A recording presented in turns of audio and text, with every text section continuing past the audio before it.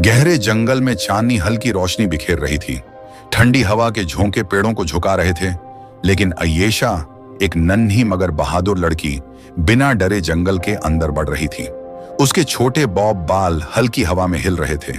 नीले कार्डिगन और हल्के नीले स्कर्ट में वह एक निडर योद्धा लग रही थी। उसकी गोल चश्मे वाली आंखों में हिम्मत चमक रही थी और हाथ में उसके पिता का दिया हुआ चमकता लकी चार्म था। अचानक झाड़ियों के पीछे से एक गहरी गरज गूंजी। पेड़ कांप उठे। एक विशाल शेर धीरे धीरे अंधेरे से बाहर आया। उसकी पीली आंखें चमक रही थीं और सुनहरी अयाल हवा में लहरा रही थी।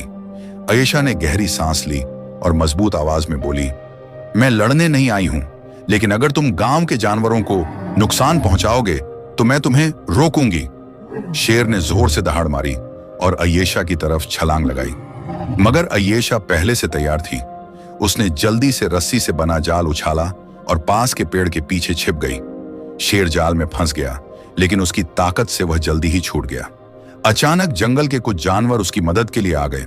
एक बंदर झूलता हुआ आया और शेर का ध्यान भटकाने लगा।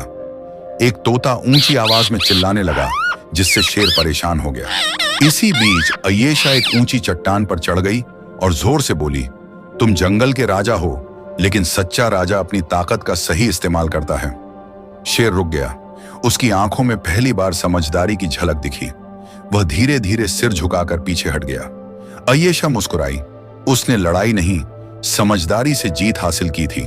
गांव के लोग उसकी बहादुरी की कहानी सुनकर हैरान रह गए। अब जंगल और गांव के बीच एक नया समझौता हो चुका था, शांति और सह अस्तित्व का।